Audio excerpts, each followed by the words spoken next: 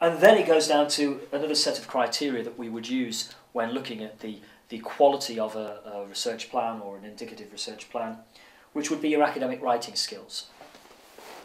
The first one here is the grammatical accuracy of the writing. The first thing that will tell me my answer to this question is your title.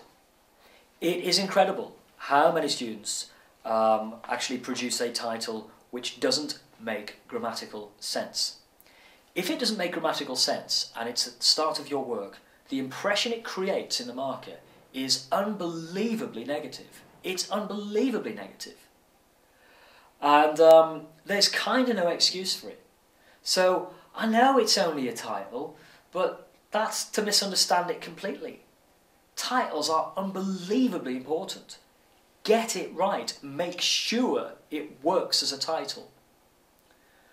Many people in GPE, and apologies to those of you who didn't do GPE, but it's just as an example, when they were asked to do something similar, they produced titles that were really hypotheses. And I just want you to be clear that we do not want titles that read like hypotheses. I know it's obvious, but titles should read like titles. Titles matter, the words matter, the grammar matters. As we go into your project, obviously, we're going to continue to be looking for the style with which you write and the grammatical style, and I'll give you lots of feedback on that. I'm happy to talk you through it when we get there. I'm not going to write on your project or proposal every grammatical mistake. I'll pull out some things to say about your grammar, but it won't be sort of every word won't be shaded or whatever. That's not what we'll do. But please rest assured that you've got to proofread your work. Your grammar's got to make real sense. It's got to be polished. Yeah, we want the right words. It's got to run correctly. Right spellings, punctuation. These things really matter, and students generally have quite a lot of scope to improve in them, and they're really important. And they're downplayed too much throughout the education system.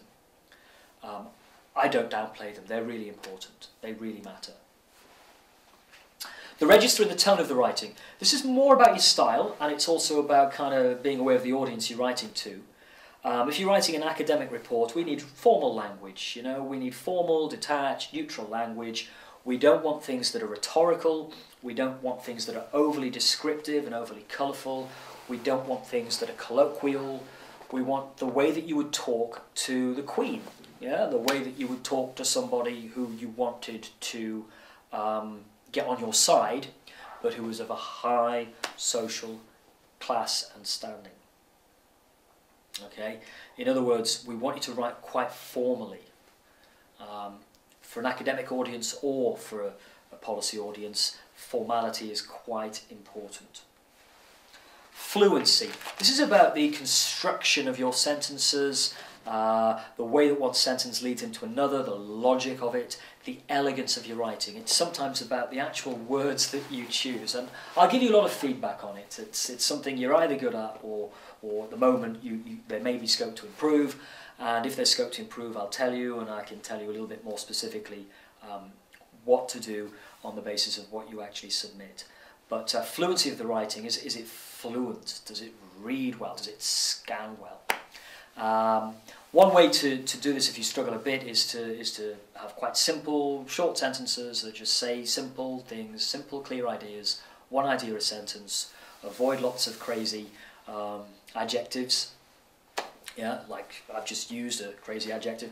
Avoid lots of that, avoid lots of description, avoid rhetoric, avoid, anything other than just simple, keep it clear, connect the sentence to the previous one, connect the one after that to that.